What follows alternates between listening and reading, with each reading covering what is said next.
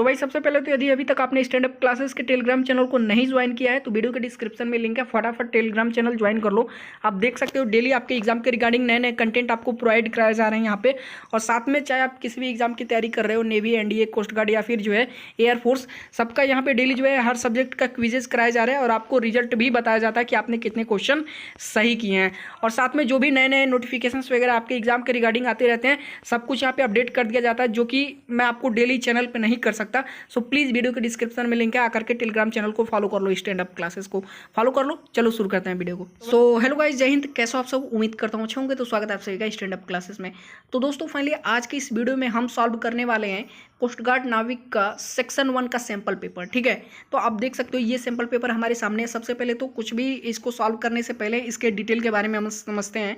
तो ध्यान से सुना, ये जो आपका सेक्शन 1 जो है आपका, ये तीनों पोस्ट के लिए है। मतलब समझ रहे हो, चाहे आप डीबी के लिए फॉर्म डाले हो या फिर जीडी या फिर यांत्रिक, आप तीनों में किसी भी पोस्ट पे फॉर्म डाले हो, लेकिन आपको ये सेक्शन 1 का पेपर देना पड़ेगा। ठीक है, इसमें आपको टोटल टाइमिंग दी जाएगी 45 मिनट्स और टोटल आपके जो है क्वेश्चन होंगे 60 मार्क्स के, पर क्वेश्चन 1 मार्क्स। ठीक है, चलो निगेटिव मार्किंग नहीं है, पहले नोट कर लेना।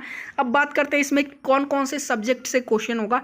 5 सब्जेक्ट से इसमें से क्वेश्चन होगा। सबसे पहला मैथ होगा, दूसरा इंग्लिश होगा, तीसरा जीके होगा, चौथा आपका साइंस होगा और पांचवा होगा आपका रीजनिंग। ठीक है, टोटल नंबर ऑफ क्वेश्चंस कितने डिवाइड किए गए हैं पर सब्जेक्ट में? 20 क्वेश्चन आपके होंगे मैथ से। ठीक है, इस पेपर में आपको देखने को मिल जाएगा, वीडियो के डिस्क्रिप्शन में मैं आपको इसका लिंक दे दूंगा। उसके बाद आपके जो है टोटल 15 क्वेश्चन होंगे इंग्लिश से। फिर जीके से बात करें तो 5 क्वेश्चन होंगे। उसके बाद 10 क्वेश्चन होंगे साइंस से और वहीं 10 क्वेश्चन होंगे आपके जो है रीजनिंग से। टोटल आपके हो गए 60 क्वेश्चन 60 मार्क्स के। अब जरा पेपर देख लो, ये देखो आपको मैं दिखाता हूँ। ये देखो 20 क्वेश्चंस आपको यहाँ पे मैथ में दिया गया है, फिर वहीं जो है 15 क्वेश्चंस आपको इंग्लिश में दिया गया है। नीचे आ जाओ 35 तक। ठीक है, देखो उसके बाद बात करते हैं जीके। जीके में देखो 36 से शुरुआत है और 40 तक दिया गया है। तो 5 क्वेश्चन आपका जीके में और वहीं 10 क्वेश्चन 50 तक आप देख लो साइंस का दिया गया है और बाकी 10 क्वेश्चन 60 तक जो है लास्ट जो आपका है ये दिया गया है रीजनिंग का। तो फाइनली आज के इस वीडियो में जो है हम लोग इस सैंपल पेपर का 2 सेक्शन सॉल्व करेंगे, जीके और साइंस का। बाकी का जो 3 सेक्शन बच जाएगा आगे की वीडियोज़ में मैं जो है धीरे धीरे करके कंप्लीट करा दूंगा, सॉल्व करा दूंगा। लेकिन एक चीज़ समझ लो, इन क्वेश्चंस को सॉल्व करने से पहले एक चीज़ ध्यान से सुनना कि बिल्कुल इसी तरह के क्वेश्चन आपके एग्जाम में आने वाले हैं, बिल्कुल इसी बेसिस पे। तो प्लीज़ वीडियो को पूरा अंत तक देखिएगा, एक भी क्वेश्चन स्किप मत करिएगा। ठीक है, समझते हैं कैसा क्या क्वेश्चन पूछा गया। सबसे पहला क्वेश्चन है जीके से। क्वेश्चन क्या कह रहा है? When was the constitution of India amended for the first time? समझ रहे हैं, मतलब कि जो भारत का संविधान है उसमें पहली बार संशोधन कब हुआ था। ठीक है, कई बार आपको पढ़ा चुका हूँ। Option number A 1951, option number B आपका जो है 1952, ऑप्शन नंबर सी 1950 और ऑप्शन नंबर डी है 1953। तो भारत के संविधान में जो पहली बार संशोधन हुआ था वो हुआ था 1951 में। अब यहाँ पे एक चीज़ देख लो, आप में से काफ़ी कैंडिडेट कंफ्यूज होंगे, सर आप तो सैंपल पेपर इंग्लिश में दिखा रहे हैं, क्या ये पेपर एक बार फिर से जो है हिंदी इंग्लिश दोनों में नहीं होगा? तो मैं आपको बता दूं, आप बिल्कुल गलत हो। ये पेपर सिर्फ जो है आपका इंग्लिश में दिया गया है, बल्कि जो आपका एग्जाम होगा वो हिंदी इंग्लिश दोनों में होगा, बाइलिंगुअल होगा। ठीक है, जिस तरह पिछली बार हुआ था, पिछली बार भी बाइलिंगुअल हुआ था, हिंदी इंग्लिश दोनों में था। अब देखते हैं अगला क्वेश्चन। अगला क्वेश्चन बेहद आसान दिया गया है। Who wrote the book indica? Indica नामक पुस्तक किसने लिखी थी? तो ये तो बेहद आसान है, आप हमेशा से पढ़ते आ रहे हो और काफ़ी बार पढ़ाया गया है, मेगास्थनीज। ठीक है, चलो अगला क्वेश्चन दिया गया है। Soil contains decade remains of living organism, this is called. कह रहा है जो लिविंग मतलब जीवित जो प्राणी होते हैं, ठीक है, तो क्या होता है कि उनके मरने के बाद जो उनके डिकेड सड़े गले जो उनके जीवाश्म होते हैं जो सॉइल में पाए जाते हैं, उनको किस नाम से जो है क्या कहा जाता है? दिस इज कॉल्ड, मतलब उनको क्या कहा जाता है? तो उनको बोला जाता है ह्यूमस। ठीक है, याद कर लेना। ये फर्टिलाइजर के रूप में काम आता है, मिट्टी की उर्वरक शक्ति बढ़ाता है। ठीक है, याद कर लेना। यानी जो ऐसे ऑर्गेनिजम्स जो कभी जीवित थे, मरने के बाद उनकी जो सड़ी गली जो है बॉडीज होती हैं, ठीक है, वो सॉइल में मौजूद होती हैं, तो उनको हम लोग बोलते हैं ह्यूमस, जो कि फर्टिलाइजर के रूप में काम आती हैं। ठीक है, चलो अगला क्वेश्चन देखते हैं। अगला क्वेश्चन है dairy comes under which sector of economic activity? बेहद महत्वपूर्ण क्वेश्चन, ध्यान से सुनिएगा। पूछ रहा है डेयरी जो है इकोनॉमिक एक्टिविटी के किस सेक्टर के अंदर आता है, तहत आता है? तो ये आता है प्राइमरी सेक्टर में। ठीक है, याद कर लीजिएगा, इकोनॉमिक एक्टिविटी के जो है प्राइमरी सेक्टर में आता है डेयरी। चलो अगला क्वेश्चन दिया गया है। Who is appointed as the first LT governor of union territory of Ladakh? तो यूनियन टेरिटरी लद्दाख का पहला जो है एलटी गवर्नर कौन नियुक्त किया गया था? वो थे आपके आर के माथुर। ठीक है, आर के माथुर। पूरा नाम क्या है? राधा कृष्ण माथुर, ठीक है, नोट कर लीजिएगा, ऑप्शन नंबर डी हमारा बिल्कुल करेक्ट है। अगला क्वेश्चन देखते हैं, बिल्कुल देख लीजिएगा, इसी तरह के क्वेश्चन आएंगे, 1 से 2 क्वेश्चन आपके करंट अफेयर से भी होंगे, तो आपको घबराने की जरूरत नहीं है, पूरी तैयारी कराई जाएगी, ये मेरा प्रॉमिस है, ठीक है। अगला क्वेश्चन कह रहा है what phenomenon is responsible for twinkling of stars. तो बेहद महत्वपूर्ण है, ये आप कक्षा 8वीं 9वीं 10वीं से पढ़ते आ रहे हो कि कौन सा फिनोमिना जो है तारों के टिमटिमाने के लिए रिस्पॉन्सिबल है, तो वो है आपका रिफ्रैक्शन। तारे किसके कारण किस वजह से जो है वो ट्विंकल करते हैं, मतलब टिमटिमाते हैं, रिफ्रैक्शन की वजह से, ठीक है, याद कर लीजिएगा।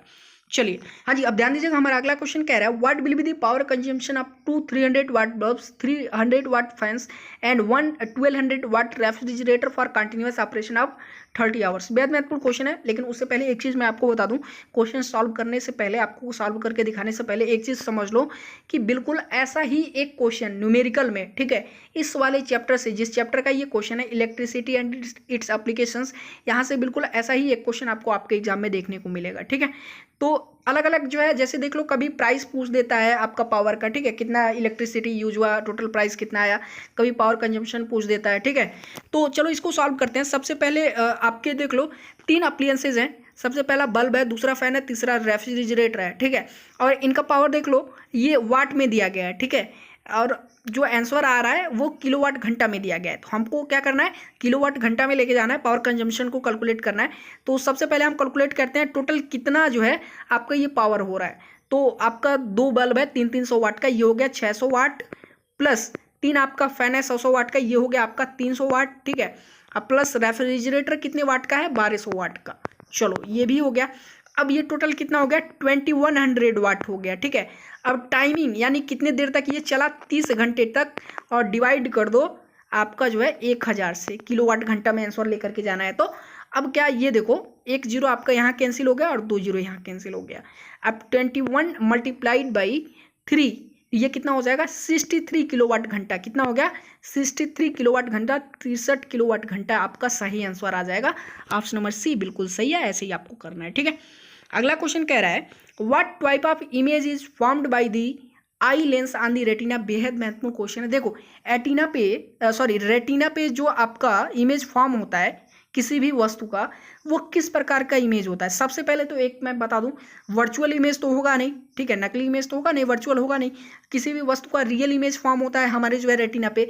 लेकिन एक चीज़ ध्यान देना, रेटिना पे हमेशा उस वस्तु का इमेज जो है वो उल्टा फॉर्म होता है, उल्टा दिखता है। तो सही ऑप्शन क्या हो जाएगा, रियल एंड इन्वर्टेड, ठीक है। इमेज तो रियल होगा, लेकिन उसका जो वो इमेज बनेगा रेटिना पे वो उल्टा बनता है और हमें सीधा जो है दिखाई पड़ता है, ठीक है। चलो, तो ऑप्शन नंबर सी बिल्कुल सही हो जाएगा। अगला क्वेश्चन कह रहा है the magnetic field is the strongest at. देखो ये काफ़ी बार मैं आपको पढ़ा चुका हूँ, मैग्नेटिक फील्ड जो है वो सबसे ज़्यादा स्ट्रॉन्गेस्ट कहाँ पे होता है, तो वो ध्रुवों पे होता है। अब चाहे वो नॉर्थ पोल हो या फिर साउथ पोल है, तो साउथ पोल हो, ठीक है, मतलब मैग्नेटिक फील्ड जो है पोल्स पे सबसे स्ट्रॉन्गेस्ट होता है। तो या वो नॉर्थ पोल हो साउथ पोल हो, दोनों जगह जो है स्ट्रांग होगा। तो सही ऑप्शन हो जाएगा बोथ पोल्स पे, नॉर्थ पोल साउथ पोल, दोनों पोल्स पे मैग्नेटिक फील्ड सबसे स्ट्रांग होता है, ठीक है। चलो, ऑप्शन नंबर डी बिल्कुल सही हो जाएगा। अगला क्वेश्चन देखते हैं। अगला क्वेश्चन कह रहा है the heating element of an electric iron is made up of. बेहद महत्वपूर्ण क्वेश्चन है यार, मतलब कह रहा है कि जो इलेक्ट्रिक आपका जो आयरन होता है, प्रेस जो होता है, उसका जो हीटिंग एलिमेंट है जिसके कारण वो हीट होता है, वो किस चीज़ का बना होता है। तो ये तो शुरू से पढ़ते आ रहे हो, नाइक्रोम का बना होता है, ठीक है। चलो, अगला आपका बेहद महत्वपूर्ण क्वेश्चन है, देखना है। यहाँ पे सिलेबस में तो बायोलॉजी नहीं है, लेकिन बायोलॉजी यहाँ पे दे दिया है, लेकिन फिर भी आपको पढ़ना पड़ेगा, ठीक है, घबराओ मत। क्वेश्चन देखो क्या कह रहा है, बेहद महत्वपूर्ण है और बेहद आसान है। अगर आपने रिप्रोडक्शन चैप्टर को सही तरीके से पढ़ा होगा 9th 10th में, तो आप इसे आसानी से कर लोगे। क्वेश्चन क्या कह रहा है, एक जाइगोट है which has an x chromosomes है, ठीक है, इनहेरिटेड फ्रॉम, जिसको जो कि ये जो जाइगोट को जो एक्स क्रोमोसोम मिला है वो मिला है पिता से। तो वो फॉर्म क्या होगा, किस में फॉर्म होगा, डेवलप किस में होगा, गर्ल में होगा कि बॉय में, लड़के में कि लड़की में, या फिर बॉय या फिर गर्ल, या फिर एक्स क्रोमोसोम जो है आपका बच्चे के जो सेक्स डिसाइड नहीं करता है, इन्फ्लुएंस नहीं करता है। तो सबसे पहले इसको सॉल्व करते हैं, बेहद आसान है। देखो जो क्रोमोसोम जो डिसाइड होता है, ठीक है, जो इनहेरिटेड होता है वो फादर्स के लिए होता है XY और मदर्स के लिए होता है XX, ठीक है। चलो, अब एक बात बताओ, देखो इसको मैं आपको पूरा समझा देता हूँ ताकि इससे रिलेटेड अगर दूसरा भी क्वेश्चन आए तो आप आसानी से कर लो। तो जब ये दोनों XX है भाई, तो देखो सबसे पहले अगर माता का एक्स और पिता का वाई मिलेगा तो ये बनेगा एक्स वाई, मतलब ये क्या होगा, ये होगा एक बॉय का फॉर्मेशन होगा, मैं समझ रहे हैं। अब देखो, अब अगर जो है इसका एक्स और इसका एक्स मिलेगा तो ये गर्ल का फॉर्मेशन होगा, ठीक है, एक्स एक्स हो जाएगा। तो अब क्या कह रहा है, ये एक्स क्रोमोसोम जो है पिता से इनहेरिटेड है, तो मतलब इसका एक्स मिला है और इसका एक्स मिला है, इसका तो हमेशा एक्स ही रहेगा ना, इसके पास तो वाई है नहीं, वाई क्रोमोसोम है नहीं, एक्स क्रोमोसोम ही है, तो एक्स एक्स ही आपका चाइल्ड का हो गया, ठीक है। तो एक्स अगर देखो, अगर जो है पिता से यदि वाई क्रोमोसोम मिलता है तभी जो है बेबी आपका जो है बॉय जो भी होगा, जो भी सेक्स डिसाइड होगा बॉय का, वो बॉय ही होगा जो भी सेक्स होगा, ठीक है।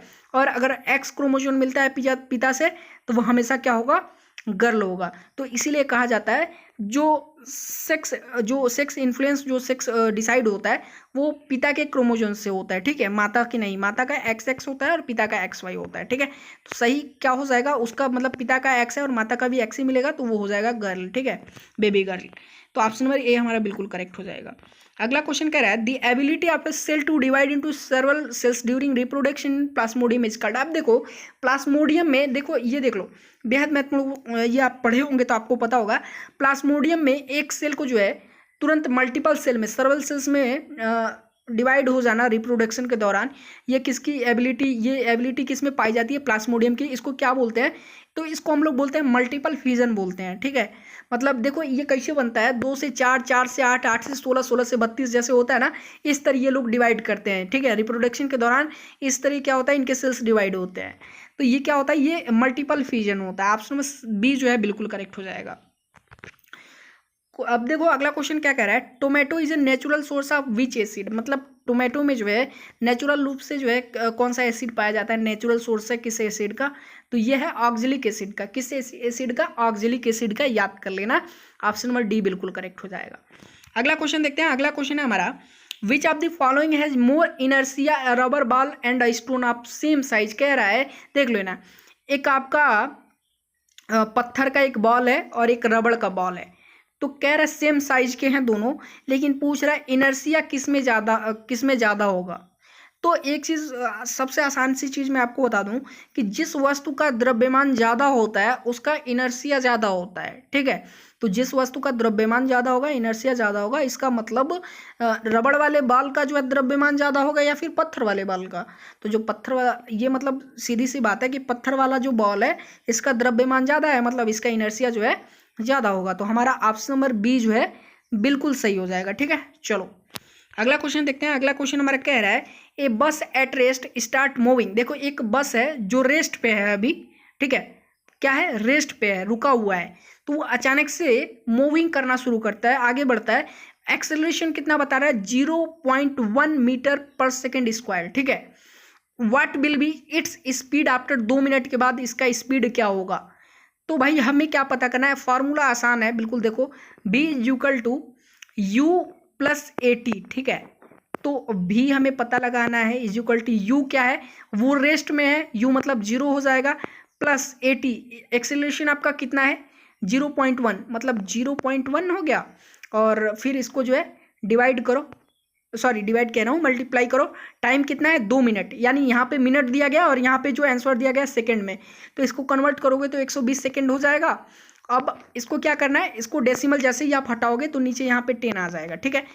ये देखो ऐसे हो गया, तो 0 1 0 कैंसिल हो गया, तो ये कितना हो गया 12 divided by 1 is equal to 12, यानी 12 मीटर प्रति सेकेंड इसका क्या हो जाएगा, बताओ, स्पीड हो जाएगा, ठीक है, 12 मीटर प्रति सेकेंड। ऑप्शन नंबर डी जो है बिल्कुल करेक्ट हो जाएगा। तो फाइनली हमने जीके और साइंस के क्वेश्चन सॉल्व कर लिए हैं। बिल्कुल ऐसे ही क्वेश्चंस आपके एग्जाम में आने वाले हैं, तो आपको ऐसे ही तैयारी करनी है और अपनी तैयारी शुरू कर दो अभी से, ठीक है। उम्मीद करता हूँ आप सभी लोगों ने फॉर्म भर लिया होगा। और हाँ दोस्त, अब अगर आपने टेलीग्राम पे फॉलो नहीं किया, एक बार फिर से कह देता हूँ, वीडियो के डिस्क्रिप्शन में टेलीग्राम चैनल का लिंक है, जाकर के फॉलो कर लो। हर प्रकार का स्टडी मटेरियल, क्विजेज वगैरह सब कुछ कराया जा रहा है, चाहे आप किसी भी एग्जाम की तैयारी कर रहे हो, air force, navy, coast guard, NDA, सबके लिए वहाँ पे जो है आपको एक बात ये समझ लो कि वो पूरी एक फैमिली मेम्बर की तरह जो है, पूरी एक फैमिली है हमारी टेलीग्राम पे, तो आप भी उस फैमिली का हिस्सा बनो, ठीक है। चलो, तो वीडियो के डिस्क्रिप्शन में टेलीग्राम चैनल का लिंक है, फॉलो कर लो टेलीग्राम चैनल पे आकर के स्टैंड अप क्लासेस को। और साथ में वीडियो पसंद आई तो वीडियो को लाइक कर दो, और चैनल पे नया तो चैनल को भी सब्सक्राइब कर लो, ऐसे ही नए नए कंटेंट रोज आने वाले हैं। और इस वीडियो को शेयर भी कर दो अपने दोस्तों तक। चलिए फिर मिलते हैं नेक्स्ट वीडियो में, तब तक के लिए धन्यवाद।